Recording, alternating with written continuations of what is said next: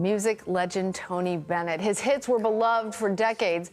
He died this morning at the age of 96.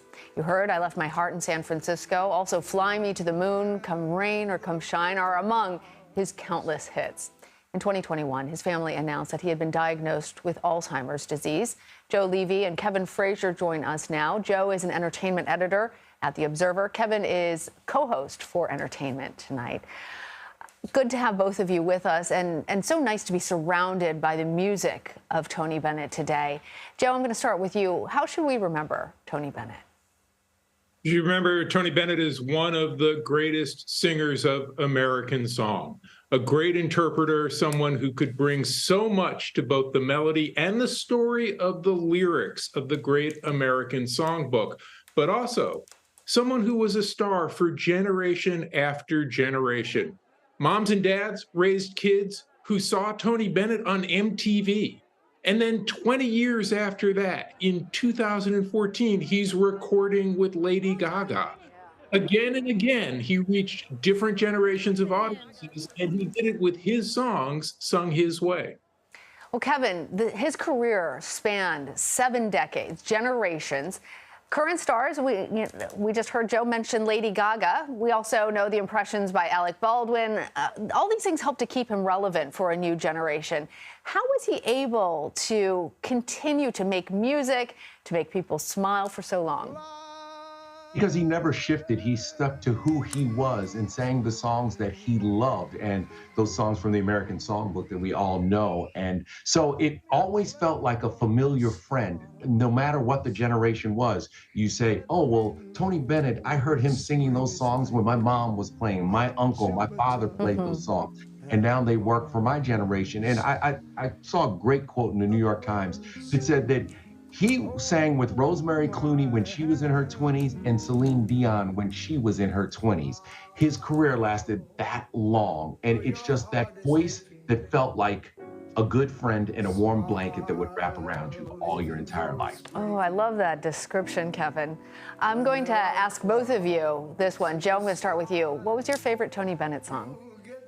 You know, I've got a weird pick for this one because it's a Tony Bennett song I just discovered in the last year or so, or his version of a song. And it's him singing the great Peggy Lee song, Is That All There Is? It starts out with him just talking and hearing that New York voice. It's a monologue. It sounds almost like he's Al Pacino or someone. And then it just lifts into song, and it is amazing. Kevin's absolutely right. He was so human, so warm, and so familiar. And you hear all of that in this song.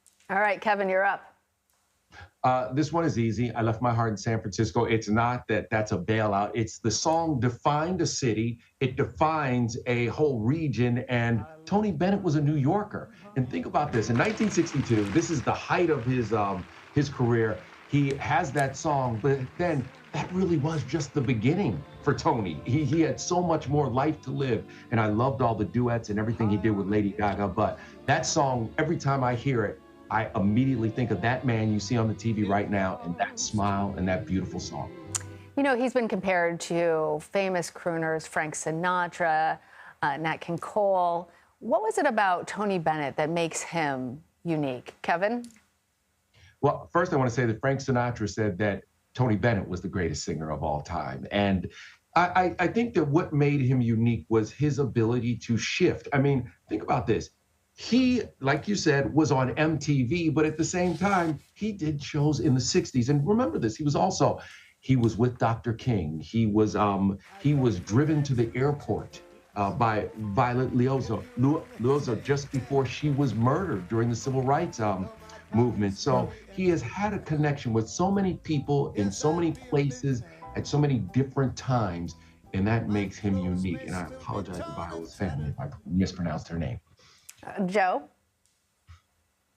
Well, you know, it's been pointed out that technically there are better singers than Tony Bennett. Frank Sinatra had a greater range and a greater command of his instrument. Mariah Carey maybe has a greater range. But who sounds more like someone you know than Tony Bennett?